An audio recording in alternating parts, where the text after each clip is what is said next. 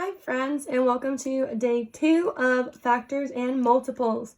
So today we're going to be doing pages 153 and 154 together, and then you are actually going to go onto Google Classroom and fill out an independent practice on factor pairs, okay?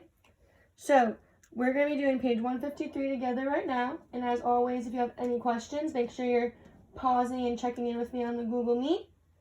And if not, you are trying your best with these and you're following along with me.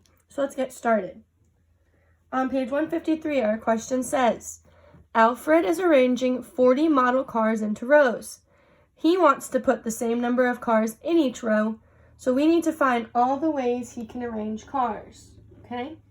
So, Alfred is arranging 40 model cars into rows, okay?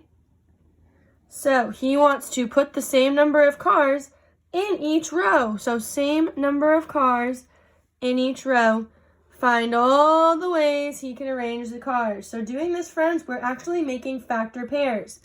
Our product is 40, and we're trying to come up with ways that equal 40 by multiplying.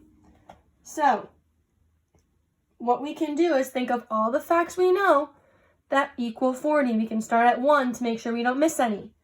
So obviously we can say 1 times 40 equals 40, right? So we can have 1 row of 40, or we can have 40 rows of 1. A little ridiculous looking, right? But it's something we could do. So this is one way we could arrange it, because 1 times 4 is 40. So we could do that, okay? Another way, we're going to continue this pattern. So we multiplied by 1. If we multiply by 2, it's 2 times 20. So we could do 2 times 20 is equal to 40. So we could have 2 rows of 20. Or we could have 20 rows of 2.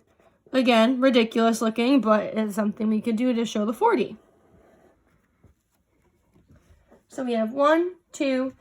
If we multiply 3 times something, we cannot get to 40 because 40 is even and 3 is odd. So if we keep going, the third way we could do it is multiplying by 4. So 4 times what gives us 40? That's easy, it's 10. So we could have 4 rows of 10 or 10 rows of 4. Do we see the pattern happening here, friends? So we're at 4.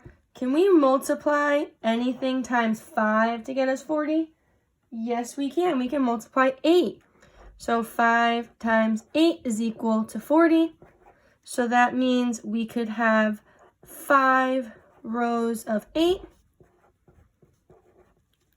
or 8 rows of 5. And friends, if you think back to 3rd grade, it might help you to think of these as arrays. And it might help you to draw the picture too to see how it shows up, okay? So moving on, can we multiply 6 times anything to get us 40? No, we can't multiply anything by 7.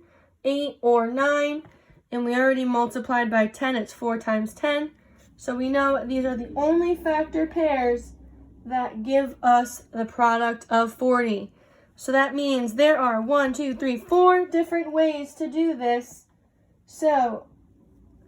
But then we have 2 different variations for each one. So really there's 8, because remember, like in multiplication, order doesn't matter. So in here, we could have the 5 rows of 8 or the 8 rows of 5. It's still the same number of cars in each row, and it's still arranging the 40. So we have 8 different ways to show 40 cars. So we can say Alfred can arrange his cars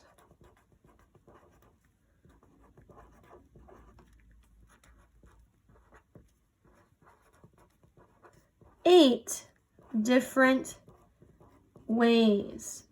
Because remember, friends, there's 4 factor pairs, but for each factor pair you can flip-flop because it's multiplication. So we have 8 different ways to arrange these cars. Now friends, if you have any questions at all on this, please join the meet. I'll be happy to go through these with you. But remember, when we're looking for ways you can arrange the cars, you can either use arrays. So when you make a picture, so like for 5 times 8, you could have 5 this way and 8 this way and fill it in and draw your picture that way. You can think of it as multiplication sentences and just flip-flop the factors. It's whatever way is easiest for you, but I highly, highly suggest that you start with 1 and work your way up through all of your times tables to see if you can get a product of whatever you're looking for.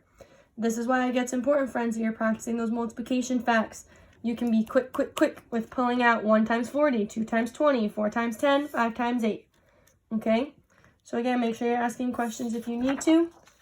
And then as always on the back, 154, if you could just read this, it's using the arrays. So like the one I just talked to on the front, 5 by 8. Or you could also do the bar models, just doubling them up. Okay?